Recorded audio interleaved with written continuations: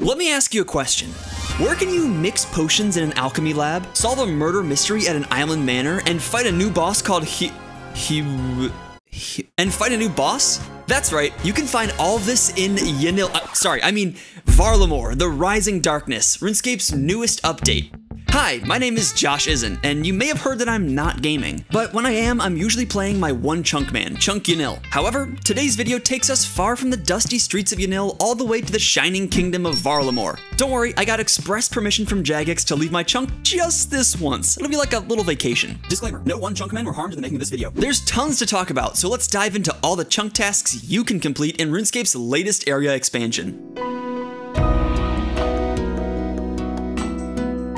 Varlamore the Rising Darkness has something for everyone. New quests, skilling, bosses, and of course, exploration. Varlamore was already a huge area and it just got bigger. The map has been expanded to add a bunch of new areas for you to poke around in. There's the sunny island of Aldarin, the menacing Darkfrost Mountain, the Quetzalcoatl, however you say this word, Gorge, and all these other places they didn't even give me footage for. That's how unknown they are. With so much new landmass, who knows what you'll discover.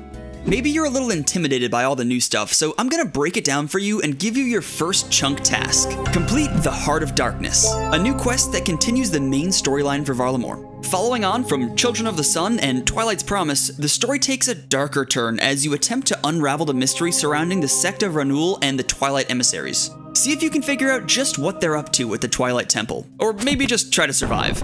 To complete this chunk task, you'll need all the stats you see here, and at least level 65 combat is recommended. If you do manage to complete the Heart of Darkness, you'll gain access to a brand new ice-themed Slayer dungeon known as the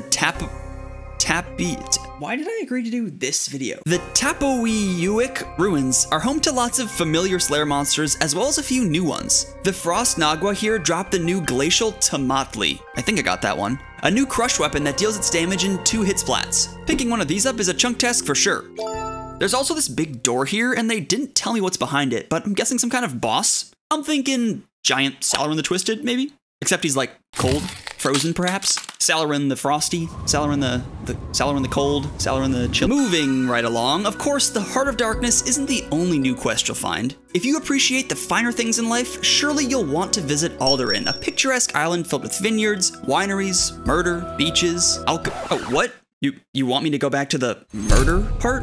Look, I mean, it's really not a big deal, just I heard that someone got murdered in the fancy manor over there. Actually, if you could figure out who did it, that would be a huge help. I'm gonna add that to your chunk tasks. Complete the quest, Death on the Isle. You'll just need to have completed Children of the Sun and have the stats you see here to start the quest. So snoop around, look for clues, and try to solve the murder mystery. But remember, it could be anybody. And these aren't the only quests you'll find in the Rising Darkness. There are definitely more, but I won't be giving away any fun Varlamore facts on what they're about. I'll let you discover that for yourself. Murder aside, Aldarin does look really nice. I love the lush scenery, the classy architecture, and I mean, look at this. This is literally a fountain of wine.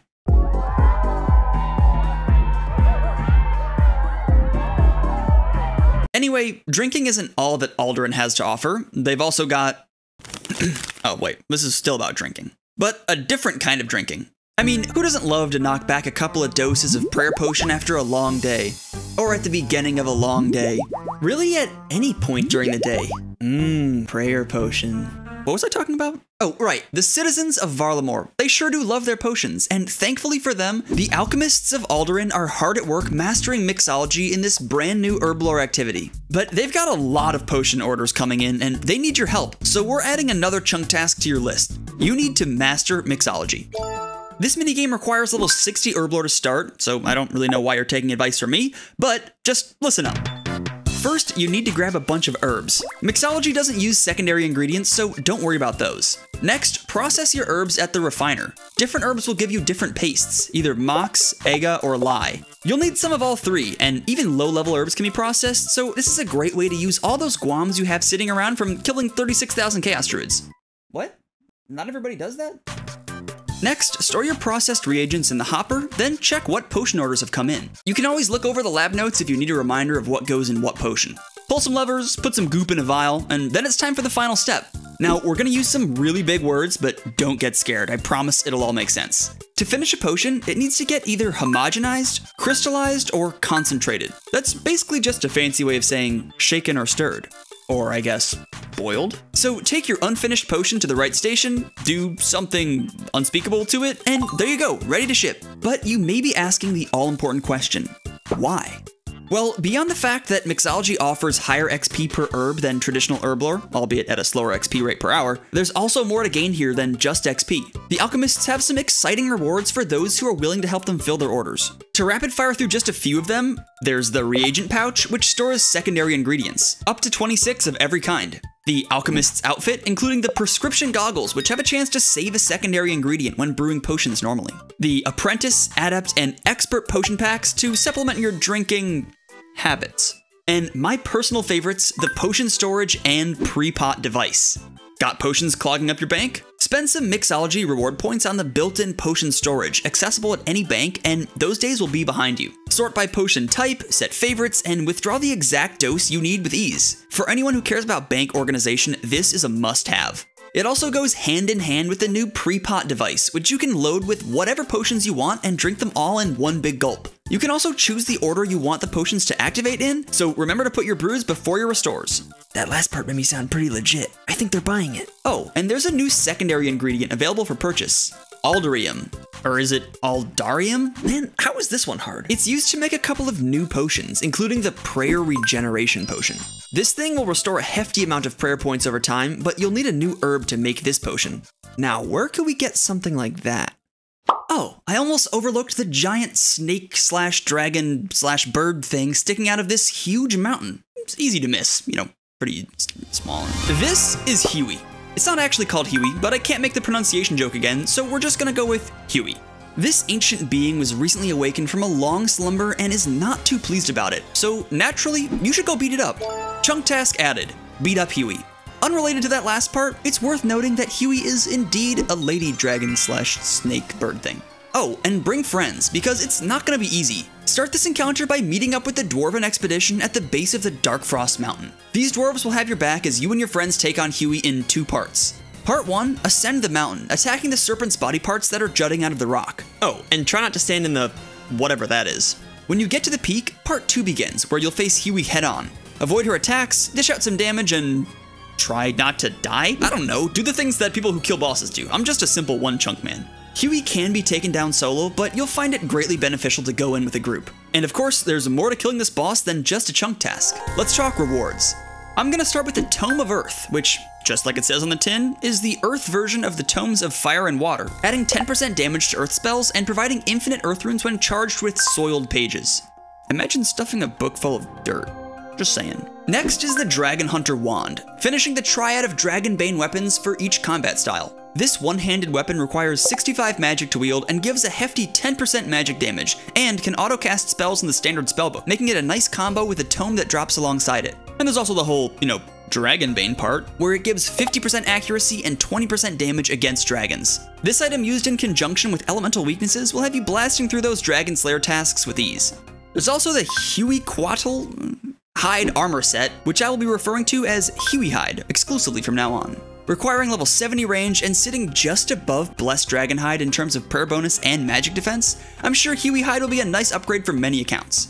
Not me, of course. I've got a pretty bangin' range setup already, as you can see. Lastly, we got here by talking about the new Prayer Regeneration Potion, which will require the new Huasca. Why? Just why? Which will require the new Huasca herb. Huey drops the Huasca seed, which turns into this very nice looking purple herb. Slap that together with some Aldarium from the alchemists, and boom, you've got a potion that restores, wait for it, 66 prayer points over 8 minutes. And that's per dose. I'm not a mathematician or anything, but that seems, good. Hopefully all of that is enough to convince you to give this boss a shot with your friends. It's no fishing trawler, but seems pretty fun. As we move away from Huey, I hear a few of you going, "Man, I loved that. I wish there was more content that was geographically large and shaped in a way that generally resembles a dragon." And boy do I have news for you.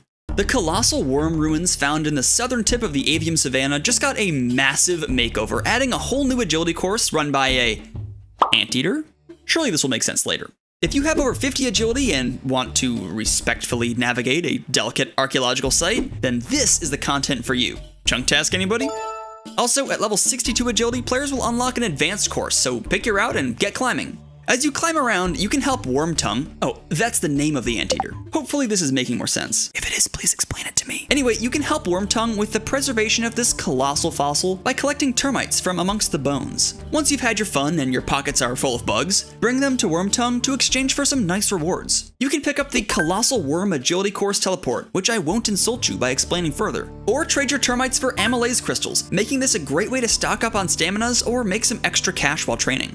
And that's not all. The truly dedicated can earn the right to wear the Varlamorean colors on their graceful outfit. This graceful recolor is available exclusively through the Worm Agility course, and wait, I've been ripped this whole time? How come nobody told me? I also heard something about a bone squirrel, but I'll leave that up to you to investigate. Overall, this will be a more relaxed, low-intensity way to train agility with slightly lower XP per hour compared to other methods around its level to compensate. Anyway, let me tell you some more fun Varlamore facts. Did you know that there's actually a gigantic... It's actually the reason why hey, what gives? You've been out of your chunk just about long enough, buddy. But I had more fun facts. Yeah, about that. You gotta stop doing that. Plus, look, the video's almost over. I guess you're right. This is where I belong. Well, looks like it's back to the grind for me. But all of you have lots of tasks to complete in this new area. And can I just say, it feels good to be the one handing out the tasks instead of doing them for once. Big thanks to Jagex for letting me tell you all about Varlamore the Rising Darkness, and I'll meet you over there, once I roll it in 5 to 10 years. In the meantime, I'll be continuing the One Chunk adventure over on my channel if you want to come check it out. Come for the chunks, stay for the fun facts, or just stop by and say hi to me and Yanille sometime. Thanks for watching, and until next time, bye-bye. Oops, sorry, wrong channel.